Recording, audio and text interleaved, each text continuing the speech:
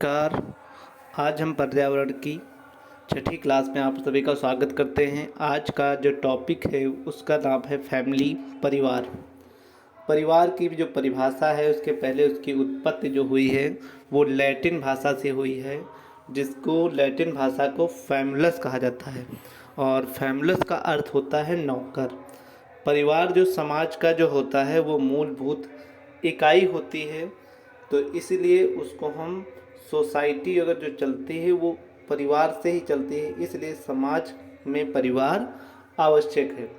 एक राइटर हैं मैकवाइलर और पेज ने कहा है कि परिवार से तात्पर्य कि परिवार यौन संबंधों पर आधारित एक छोटा समूह है जो बच्चे के जन्म एवं पालन की व्यवस्था करता है।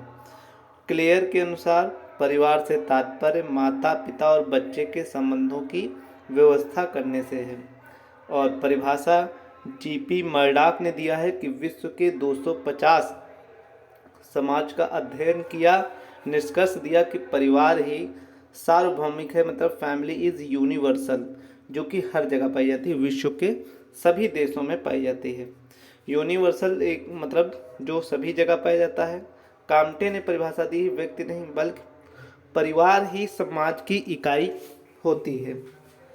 इसी प्रकार से प्लेटो ने कहा है कि परिवार बालक की प्रथम पाठशाला है।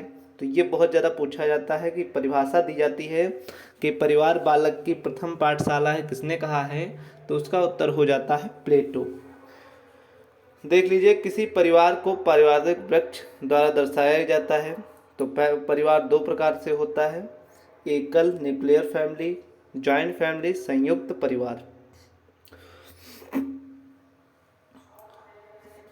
एकाकी व्यापार पहले पढ़ रहे हैं कि यह परिवार का सबसे छोटा रूप होता है और इसमें केंद्रीय परिवार भी इसे कहते हैं।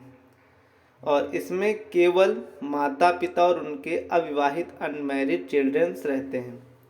संयुक्त परिवार में क्या होता है कि यह परिवार जिसमें 3 से अधिक पीढ़ियां हो एक साथ रहती हैं, उनको हम जो बोलते हैं वो हम संयुक्त परिवार होता है।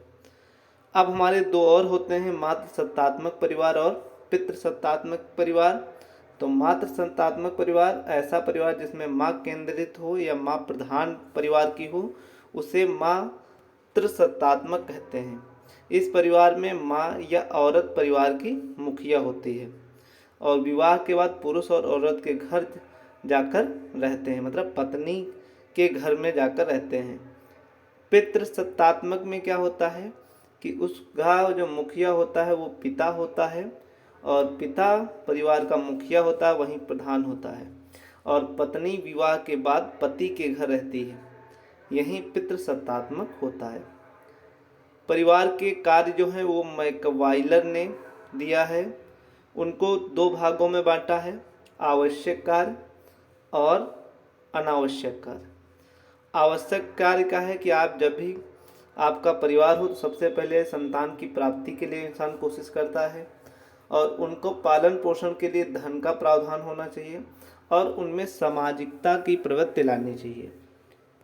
अनावश्यक कार्य में क्या होता है कि है आवश्यक, मतलब इतना नेसेशियस नहीं है कि उनको शैक्षिक कार्य देना, एजुकेशनल फंक्शन हो जाता है, और सोशल फंक्शन भी होता है, सामाजिक कार्य भी होता है, और सांस्कृतिक भी कार्य होता है, स्वास्थ्य संबंधी कार्य और धार्मिक कार्य।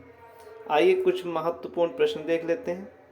भारत में लड़के और लड़कियों की विवाह की न्यूनतम कानूनी आयु तो 18 से 21 वर्ष होती है, तो इसका उत्तर हो जाता है 18 व 21 वर्ष। कौन सी विशेषता परिवार की नहीं है? तो प्रत्येक सदस्य की आय भिन्न जमा की जाती है, तब वो परिवार का भिन्न नहीं होती है। बच्चे को समाजीकरण का पहला पाठ कहाँ से प्राप्त होता है? तो उसे परिवार से प्राप्त होता है, पहला विद्यालय उसका परिवार ही होता है। एकल परिवार से तात्पर्य क्या है कि परिवार जिसमें माता पिता और उनके बच्चे एक साथ रहते हों उसे हम एकल परिवार कहते हैं। और लास्ट क्वेश्चन है, कक्षा 3 के छात्रों को रमा ने सिखाया कि पिता माँ और उनके बच्चे एकल परिवार का गठन करते हैं, या दादा दादी और अन्य रिश्तेदार साथ रहते तो यह विस्तारित परिवार है। इस बारे में आप क्या सोचते हैं? तो यहाँ परिवार की अवधारणा को इसी तरह सिखाया जाना चाहिए कि बच्चों में किस प्रकार से उनके में तर्क शक्ति आती है। ये हमारी पर्यावरण की क्लास यूपी टेट और सी टेट के लिए विशेष थी। और इसी प्रकार से हमारी कक्षाओं को पाने के लिए अधिक से अधिक शेयर कीजिए और अपनी सपोर्ट दीजिए। धन्यवाद और सब्सक्राइब भी करिए। आपका दिन शुभ हो।